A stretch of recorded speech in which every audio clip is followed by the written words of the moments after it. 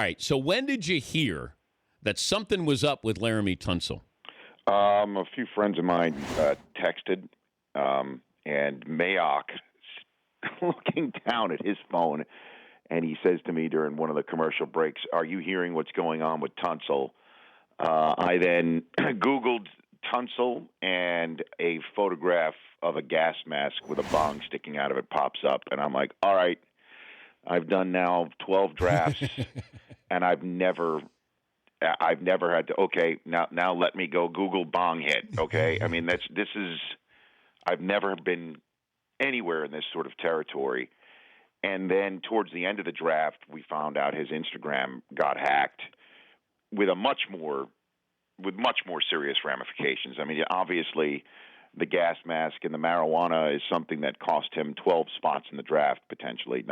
Not really, obviously, from one, but he was the guy who was, when we left the combine, everybody thought was going to be number one overall selection. But really, from 3 to 13, cost him 10 draft spots potentially. That's one thing. But the accusations that will now come, it's not really accusations. It's clear that something was going on at Ole Miss, and that has far-reaching. But how do you cover this, Rich? With it, you have to validate it, but it's changing the draft in real time. It is. Well, I mean, we talked about it, obviously. I even took a little bit of heat of saying, after Ian Rappaport said that the agent's saying it's a video that's 5 years old, and then went and took a look at it again. I'm like, that did not, to me, look like a high school kid in that video. It did not look 5 years old at all to me. And I said that on the air, so I'm just giving my opinion in the real time that does not look 5 years old. It does not look fake to me. And this is something that clearly some teams had to be dealing with on the spot. The Ravens taking him completely off their draft board. Yeah. And, it's not just, look, the pot smoking that's more like a man bites dog story, right? In years ago. Now it's a lot more normal when you hear a kid that is smoking weed. It's all the other things, too. Like, why would you let somebody videotape you? Why would you have it still? Why would you have such a horrible password that it gets hacked, not only on that account, but your Instagram account? Why? What decision-making skills are you going to make from here on out? Do you extrapolate it further? And it's interesting that there's a team that had major issues in their offensive line meeting room a couple of years ago. Normally, that would lead to a team taking any kid at that position off their draft board. And the Dolphins are all in, and he's a terrific talent. And if he could, straighten himself out, and not make mistakes, and protect Tannehill, they got themselves a golden pick at 13. We had Daniel Jeremiah on, and here's a former NFL scout, and he said, what happens in the draft room, you have the owner there. It's not like you can go, we have a week to sort this out, soften it a little bit. It's live right there. You can't go, yep, found our guy. What, the guy with the mask and the bong? Yeah, that's our guy. The guy. And the owner is there. So he said if this is a week prior, then maybe. But he says Miami got a steal, got the best player in the draft. I mean, we left the combine, all of us, saying, there's the first overall pick is Larry Tunsil, because it fit, obviously, the Titans' need and how good he is.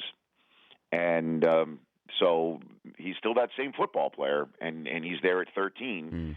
Again, what decisions will he make living in South Beach from here on out is just the concern. But if they have no concerns over that, or they have a plan in place, then he's going to. They got themselves a heck of a tackle last night. Rich Eisen, NFL Network. They have their coverage rounds 2 and 3 coming up tonight. The biggest reaction in Chicago when this player was selected was who? Last night. Well,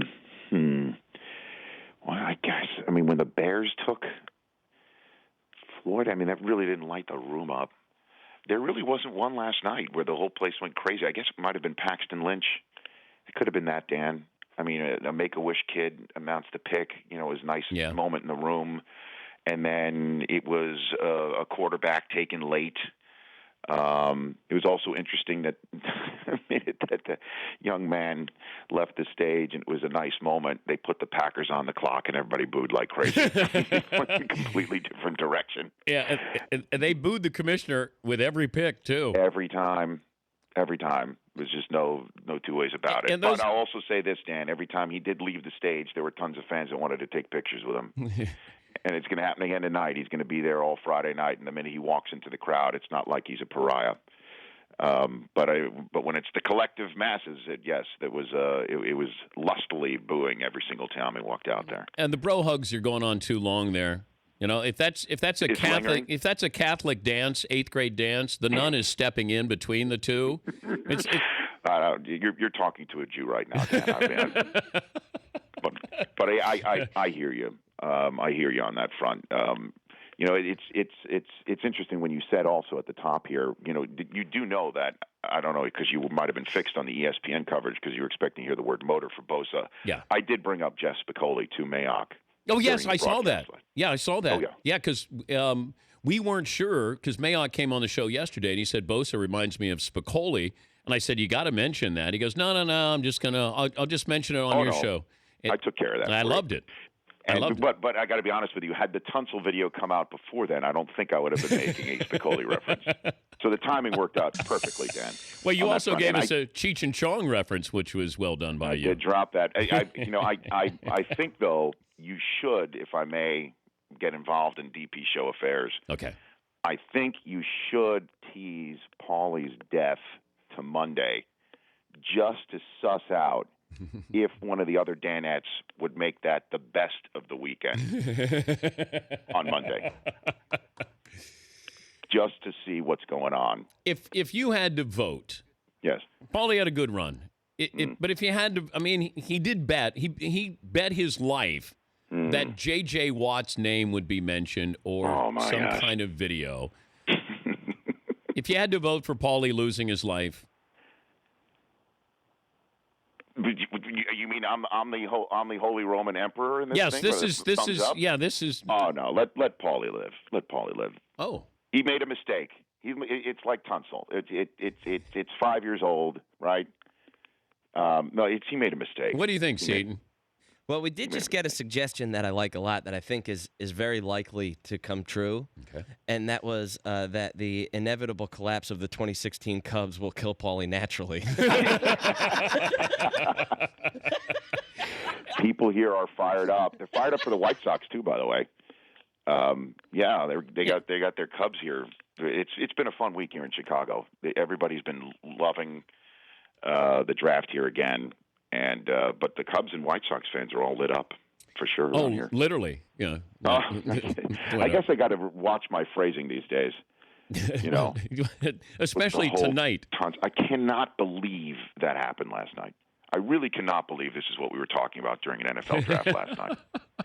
And somebody had to show that video to the commissioner last night too. That video had to be shown to him at some point. And that would have been an interesting Rich, job. you know the commissioner will say he didn't see that video. You think so? I doubt it. Oh no, that's a Ray Rice shot. My bad. Never mind. Oh, now I get it. Distance yourself from me because he doesn't come on this show anymore. Yeah, he doesn't come on this show. Collateral damage right now for me. Yeah, get out while you can, Rich. Look out. Great job last night. We'll be watching tonight, and coverage starts at what time? 5 minutes ago. You're on the clock. No. The Browns are on the clock. We have Urban Meyer on the set tonight, and he'll be beaming ear to ear the whole time. It was really unbelievable. 5 of the first 20 Ohio State picks. So it's me, him, Charles Davis, and Mayock tonight. I'm thinking. I'm trying to do the math right here. It's 5 o'clock Eastern, 6 o'clock Eastern, something around there. They don't bleed one to the next right now, Dan. And can you give Urban Meyer a high five? He was left hanging last night. I saw that. So I saw that. Yeah, I'll do that. Yeah, I don't know if he wants it from me because again, that whole Michigan thing. Ohio State, yeah. Yeah. My guys on my show want me to introduce him as Urban Iyer tonight because he doesn't like it when the M gets pronounced. Oh, man. Right out of the gate. What do you think, Dan? Is it firing too hard right out of the gate? You might put him on his heels a little bit, though. Now, he's coming on our show for it's like 5 hours too. I mean, that would be a long 5 hours to start off that way. Yeah, you can't invite somebody over to dinner and then make fun of them. Like it's frowned upon. Not until dessert. Like if you've had enough wine or beer, then you can. But okay. Yeah, I don't think I'd have a shot fired early. Okay. Thanks for having my back on that, Dan. I wanted to go in your direction. And by the way, your boy Coop is sitting out there watching without his tonsils this morning, listening to his dad. Oh, your son got his tonsils taken out? Coop had his tonsils taken out. Wow. Is your son day to day? My son is already back in action. It's unbelievable right now. Cooper has some bounce back ability that we're real proud of right now. So he's sitting there with it. But Xander, I do believe, is enjoying all the ice cream that's coming into the house right now. Yeah, by proxy, you get it as well. Yeah, absolutely. They love watching their Uncle Dan. All right, have fun tonight, and thanks, bud. We'll talk to you soon. Appreciate it, Jesse. All righty, that's Rich Eisen. The Dan Patrick Show, weekday mornings on Audience.